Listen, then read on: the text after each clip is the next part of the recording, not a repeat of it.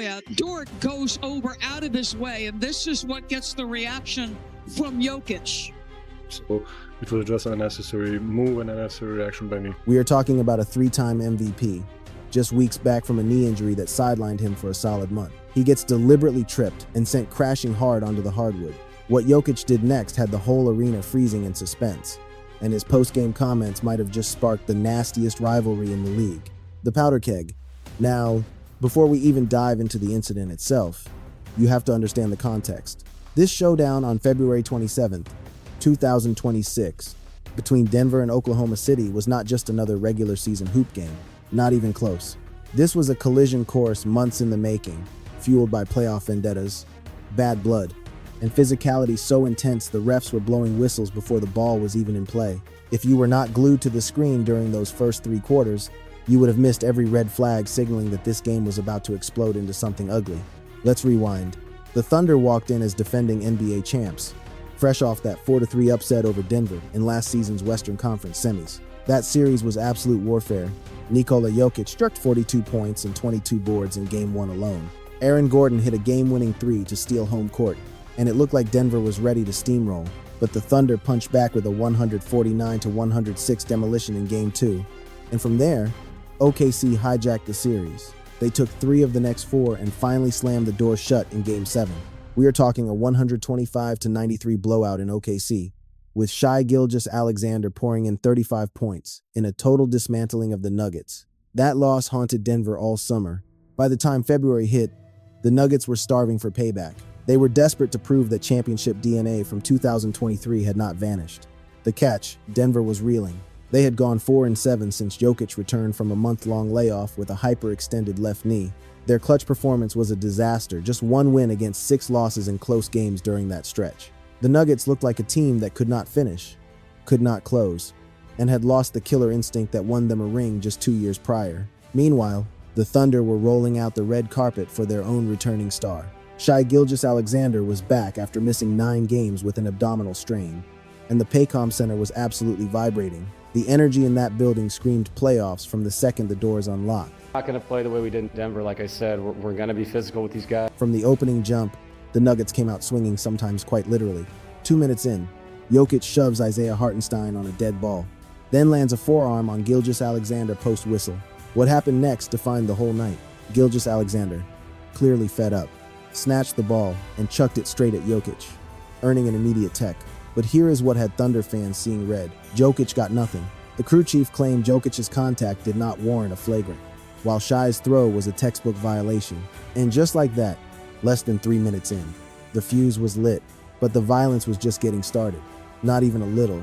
Jokic grabbed his second foul early, getting tangled with Jalen Williams in post-battles full of shoving, grabbing, and jersey popping. It was not subtle. Refs had to peel Jokic and Williams apart multiple times before the inbound, showing just how hot this game ran from the start. In the backcourt, Jokic got mixed up with Lu Dort and Aaron Wiggins while play was happening on the other end. Guys were grappling and bumping away from the action, and officials were losing control. The Nuggets bench even ate a tech in the third amidst all the jawing. Thunder coach Mark Daniel noted how well these squads knew each other and how that familiarity was breeding pure contempt. These are 2 teams that played each other in a 7-game series. We're in the same division. The kind where every screen is a weapon, every box out is a war, and every dead ball is a chance to send a message. They know the tendencies, the breaking points, and the buttons. And tonight, everyone was mashing those buttons. Through all the chaos, Denver actually controlled the scoreboard for most of the contest. They took a 59-50 lead into the break after drilling 11 of 20 from deep. Jamal Murray was cooking despite the illness, and Jokic was cruising toward his league-leading 22nd triple-double number, 186 for his career. But the Thunder kept chipping away. Shai dropped 14 in the third, cutting the deficit to 6 entering the fourth. Then Lu Dort caught fire, burying a go-ahead 3 to put the Thunder up 86-85, followed by a mid-range jumper to keep the heat on. Dort was locked in, playing with a swagger and ferocity that had Denver backpedaling while the arena erupted for every bucket he dropped. Then, right at the 9-minute and 30-second mark of the final frame, Jokic stepped back onto the hardwood, with the score tied at 98-96 following a clutch layup from Jared McCain. The tension in the building hit a boiling point. What Lu Dort pulled next, with 8 minutes and 3 seconds remaining, would flip this basketball game into a straight-up battlefield. The cheap shot and the blow-up. Here's the situation. Fourth quarter, just over 8 minutes to go. OKC clinging to that 2-point edge. Everyone is sprinting back on defense when suddenly Dort, running alongside Nikola Jokic, sticks his hip and leg out, sending the 3-time MVP crashing to the floor. Remember, this is a guy fresh off a nasty hyperextended knee injury. He sat out 4 weeks rehabbing that specific joint, and now he's sprawled on the deck because an opponent decided to trip him in a play that had zero to do with hoops. The broadcast team caught it live and wasted no time dissecting the footage. We're going to look at it again. It looks to me like Dort at the, as he sees Jokic come up the floor. That split-second freeze frame is the smoking gun because the slow motion replay reveals everything. That little motion and the right leg stick out is what started this, and then the pushing ensues. But the aftermath, that's what really sent tremors through the league. Nikola Jokic, usually the guy with ice in his veins, popped up instantly and got right in Dort's grill chest to chest, staring him down. It's right in the face of Dort. Jalen Williams comes in. Williams sprinted over to back up his squad, shoving the big man and grabbing his jersey, prompting Jokic to swipe his arm near Williams' head in retaliation. The refs later deemed it a defensive reaction rather than a punch, but the two locked horns in a mess that took everyone coaches, officials, teammates to separate. Looked like he threw a punch, but that's what the officials are going to look at. Look at his eyes. The intensity pouring off him like he is more than prepared to do battle. That shot of Jokic's crazy eyes instantly became the meme of the night. It wasn't just anger. It was pure, unadulterated fury. It is that visceral reaction you get when you feel someone just tried to snatch your livelihood away.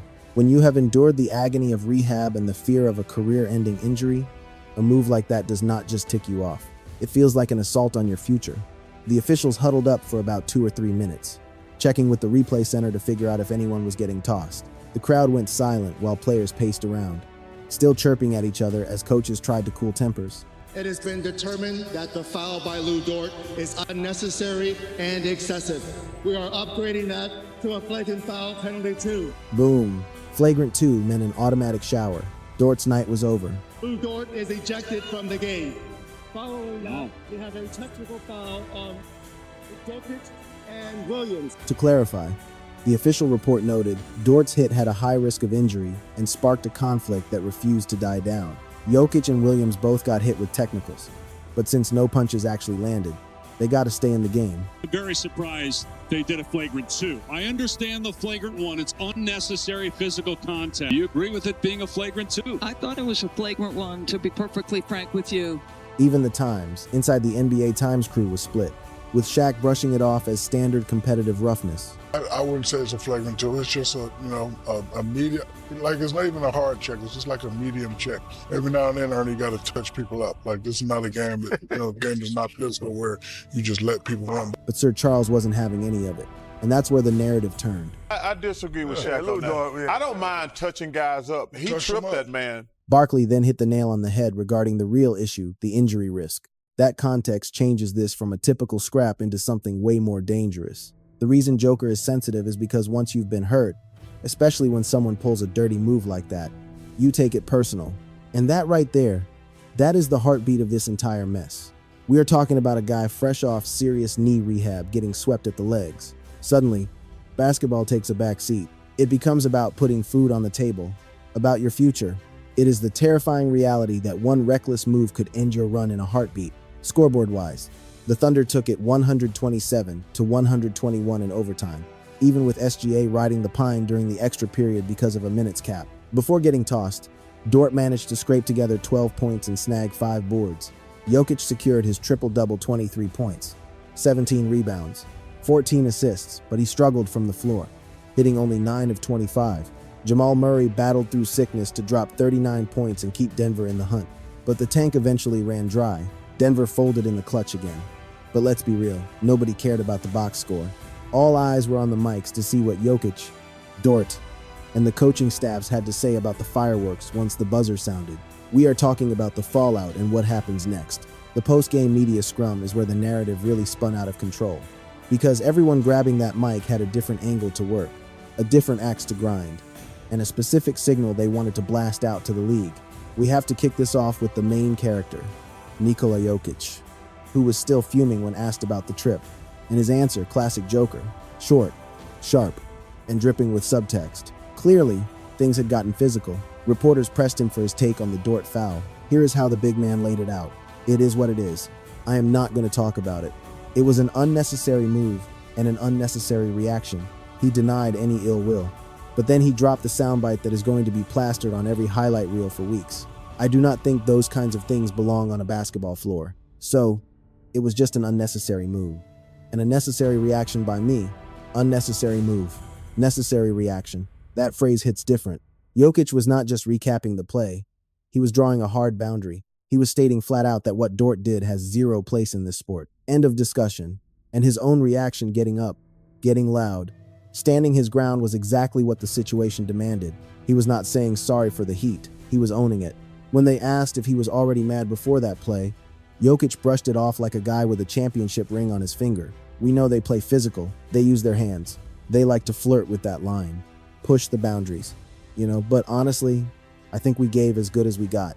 When someone asked if he was sweating a possible ejection during the replay review, Jokic practically laughed it off, like the idea was ridiculous.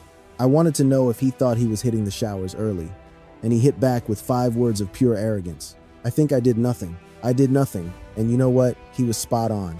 The refs agreed no punches were thrown, and the official report confirmed that neither Jokic nor Williams did enough to get booted.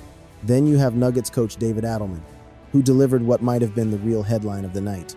He did not just back up his star player, he broke down the psychology of why Jokic snapped. In the process, he shined a light on a grievance that centers across the league have been screaming about for ages. I will say this, I think he gets mad because the whistle blows differently in the paint than it does on the perimeter. That is a heavy accusation. Adelman was putting the refs on blast for the double standard between guard play and post play.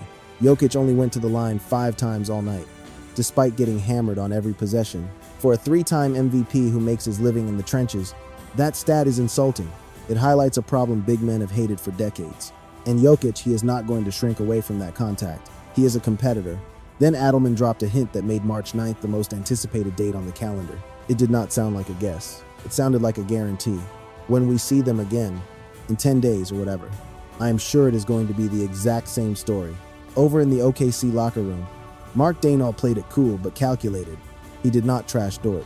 He avoided calling it a dirty play, but he definitely staked his claim on how he expects the whistle to blow moving forward regarding consistency. He knows that when these two squads link up again in 10 days, the intensity is not going anywhere. His most telling remark was about the Flagrant 2 ruling and the box it puts the league in. Basically, he was saying, if that is how we are calling it now, then you better call it that way for everyone, not just when a superstar gets mad. That is a shot across the bow the NBA office cannot ignore. Jalen Williams, the guy who sprinted into the fray to back up Dort and got into a shoving match with Jokic, kept his clapback incredibly brief. Just competing. 2 teams competing. That's it. That was the whole statement. And honestly, that brevity speaks volumes. Williams wasn't offering an apology. He wasn't retreating. He was putting the league on notice that the Thunder aren't changing their identity or their game for anybody. Shai Gilgeous-Alexander also took the mic, and his comments perfectly framed the Thunder's headspace as they grind toward the playoffs. We wanted to win really badly, and they were going at it. They are obviously a high-level team.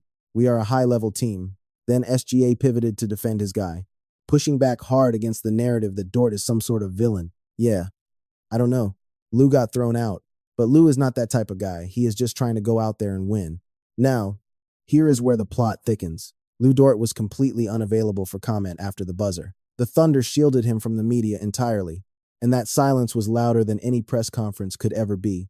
Because Dort's history, something the casual fan might miss, is actually pretty extensive when it comes to these scrappy incidents. He has 4 career ejections, including a 2021 elbow on Kevin Love, a 2023 low blow on Daniel Gafford that had fans calling it one of the dirtiest plays they had ever seen, an undercut on Ja Morant during the 2025 playoffs that ended Morant's season, and now this trip on Jokic. Video compilations are popping up all over the internet, painting Dort as the dirtiest player in the NBA. And while Thunder fans defend him as a first-team all-defensive grinder who just plays harder than everyone else, that pattern of reckless, borderline dangerous behavior is getting harder and harder to ignore.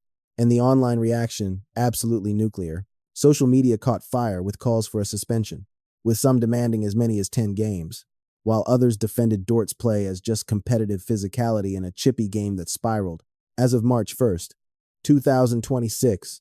The NBA hasn't announced extra discipline beyond the ejection, though fines remain on the table. Dwyane Wade and Udonis Haslem, watching from the booth, encapsulated exactly what the basketball world was thinking about this clash. This felt like a potential Western Conference Finals game. It was electric, and that right there is the massive takeaway from this whole situation. This Nuggets-Thunder rivalry is no longer just a regular season date on the NBA calendar. It is becoming one of the most intense, physical, and emotionally charged matchups in the entire league, with the next showdown set for March 9th, with players potentially returning from injury on both sides. And with the memory of this altercation fresh in everyone's minds, the next chapter might be even more explosive than this one. Because if we learned one thing from this game, it is that Nikola Jokic will not back down. Lu Dort will not change. And the next time these two squads share the floor, everybody better be watching because this isn't over. Click on one of the cards on your screen to see more videos like this.